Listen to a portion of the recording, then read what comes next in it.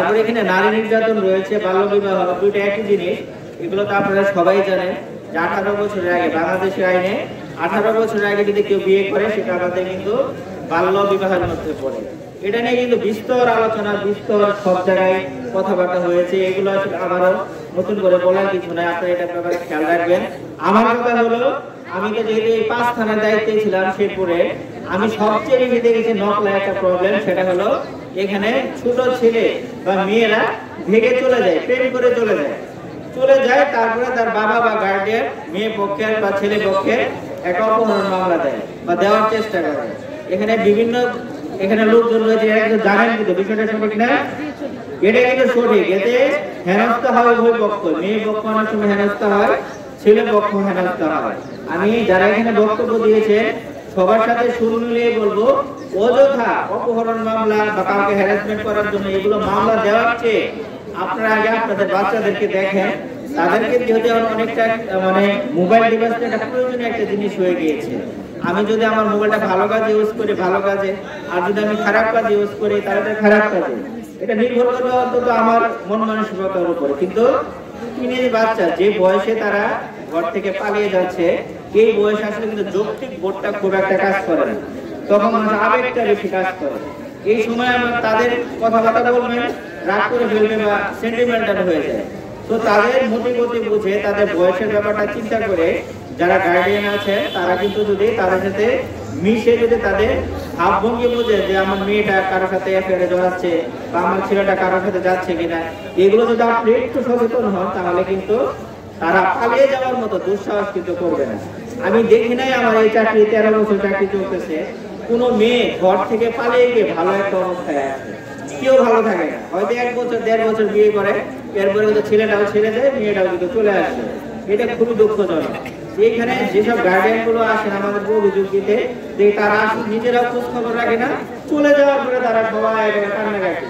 আবার এমনও হয় যে চলে গেছে 1 মাস পরে, তারপরে গার্ডিয়ানকে বললে তারা আসলে ওইরকম মানে আমাদেরকে সহযোগিতা করে না, ওরা বলে যে চলে গেছে ভালো হয়েছে, বিয়ে শাদী করার ঝামেলা আছে। মানে বিচিত্র রকমের অভিজ্ঞতা। আপনারা হয়তো বা একটা লাইনে চিন্তা করেন, কিন্তু আমরা কিন্তু 10টা লাইনে কিন্তু আমাদের চিন্তা করতে হবে মেয়েটাকে উদ্ধার করার প্রয়োজন। আর অন্যান্য যে বিষয়গুলো রয়েছে এগুলো আপনারা সবাই খেয়াল করবেন, খেয়াল রাখবেন। আমাদের এখানকার যে জানেন যে বিট পুলিশিং, কিন্তু আমাদের কিন্তু কতগুলো টার্ম রয়েছে, একটা হলো কমিউনিটি পুলিশিং, বিট পুলিশিং, একই রকম, কিন্তু বিটটা হলো এখন আর কি আমাদের ট্রেন্ডে চলতেছে। মানে ছোট ছোট পরিসরে আমাদের ইউনিয়ন পর্যায়ে ভাগ করে দেয়। এখানে কিন্তু একজন অফিসার থাকে, অ্যাসাইন্ড অফিসার। এখানে আপনারা যে কোনো প্রয়োজনে আপনারা যদি মনে করেন যে থানা পর্যন্ত যাওয়ার দরকার নাই, অনেকের অনেক রকম সমস্যা থাকে যে থানায় যাব, অনেক দূর যাব, অনেকের টাইম ম্যানেজ হয় না, অনেক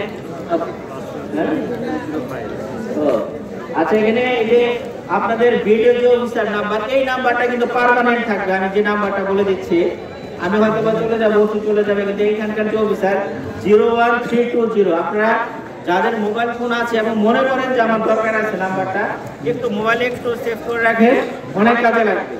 01320 106